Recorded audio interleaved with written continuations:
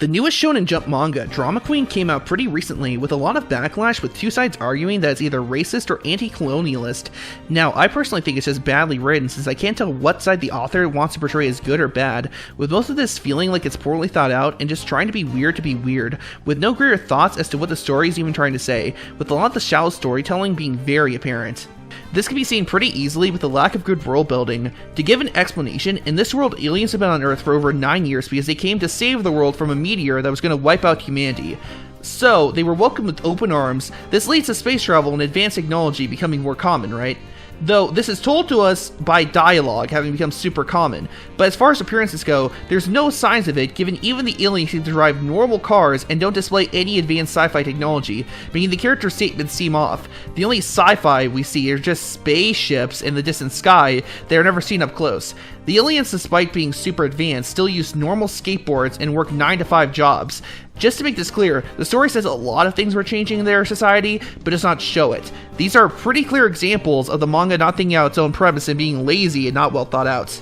Now, onto the elements of the story people seem to have a problem with. The alien racism plot has been interpreted 6 ways to Sunday as being about anti-colonialism and praised for it by people I doubt read the story, or thought about its contents and are just yapping. Called racist, which I can honestly see given the story is racist. Then there are the people who think the main characters are meant to be villain protagonists, which I don't see as being the intended case. Now, as for the story is racist, the aliens are seen as bad and full of themselves by the two main characters, but the aliens do not actually show any elements of racist behavior to humans, with almost anything they do being the same type of stuff any given person could do, but for some reason the main characters hate them for reasons that are both petty and illogical. The woman hates them because her boss was an alien and he was mean to her, but the issue is, all of this is undercut by the fact her own co-workers do not like her, and see the boss is justified, making this confusing how we're meant to understand this. The guy hates all aliens for a drunk driving accident that killed his parents and sister, with the logic of how he even knew the culprit was an alien not making sense, given the culprit was never caught and he drove off, meaning he was basically acting on a blind guess from his perspective, so the plotline makes no sense. He's just being racist and acting on assumptions and stupid logic. He gives that type of reasoning. He has never found being aliens have been charged for crimes would be interplanetary issues and too complicated, so the police would never try. You could make that concept work. Cool. Like the idea, okay, the aliens, they can't be tried because it'd be an interplanetary issue, but he doesn't have examples. He has no other cases. He's acting on his own guesses. I would speak on the girl, but she really has no autonomy on her actions for the most part. Everything she does was guided by him, so she's more of an extension of his character as far as the story goes so far. But her reasons for joining him is she stood by as her boss was instantly killed by his own stupidity, and she got fired for it, so her motive is pretty petty. Now, the guy wants to kill all aliens regardless of their actions, meaning even if they're just walking down the street, which they were, he will still kill them, and then, oh, I forgot to explain. They get rid of the I forgot to explain how they get rid of the bodies. So, you see, the alien corpses stink really badly to the point they're hard to get rid of, so their solution is to have his girlfriend eat the alien bodies to erase them completely. Now, somehow her stomach never runs out of space, so that's something. By the way, the aliens can speak human language, meaning their sapience is not questionable, so this is depending on how you define cannibalism, just cannibalism, but no one in the story even questions it. Her eating them is treated as a special ability, but in reality, because the situation is between two people trying them out, that means that there's no actual evidence she's unique for being able to eat them and see them as tasty.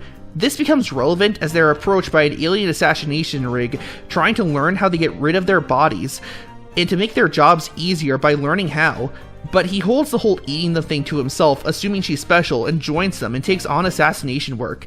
Now, you would think at this point, we would see aliens that are actually a problem, but in reality, what we get is a pointless scenario, as the alien is a scammer who makes fake charities to funnel money to himself, but the person who put the hit out, guess who, is another scammer who wanted to kill the competition, being the conflict was nothing to do with the race, but rather just crime rigs being at war with each other, defeating the point of the story being about aliens being racist. So, as far as the story has showed us, the average alien does nothing wrong and has only petty issues, but get killed by people who are themselves just acting on blind racist ideals. The motives of both of them are so petty, it makes it impossible to want to see them succeed.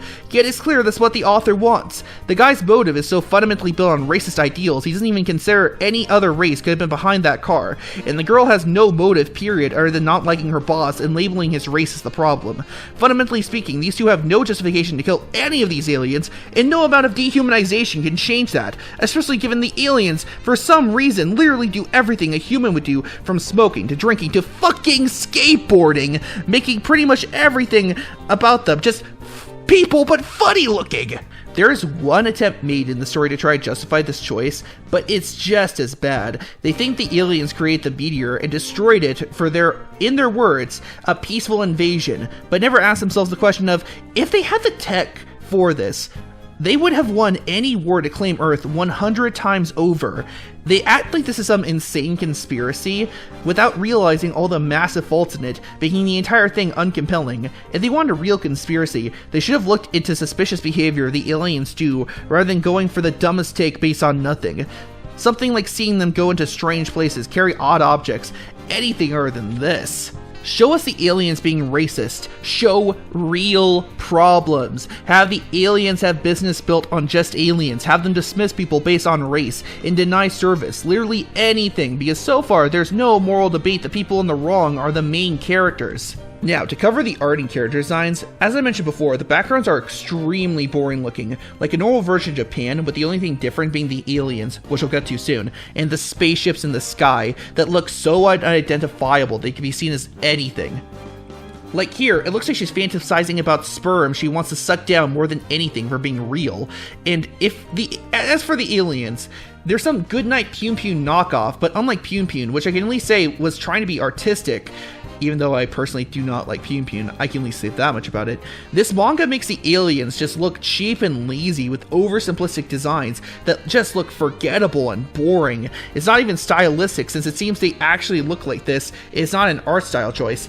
Now, the human characters are an interesting case. The girl looks like a gender-swapped Denji, even having some overlap with his personality, making it a lot easier to notice. And even the color palette of the manga looks a lot like Chainsaw Man, making the similarities even more noticeable. As for the guy, his face and body proportions are inconsistent to the point some people I showed panels to compared him to Megami and Sasuke. And even looking at him as his own character, he's still boring looking. All the other human designs are also bland to the point there's nothing to say about them. For the most part, the artist's anatomy is fine, but their designs are all extremely empty to the point if you were to see them without context, even after reading the story, you would likely struggle to ID where they came from. This is in contrast to Chainsaw Man that had several designs so simple but personality filled, almost anyone could remember what series they came from, even if you never read it.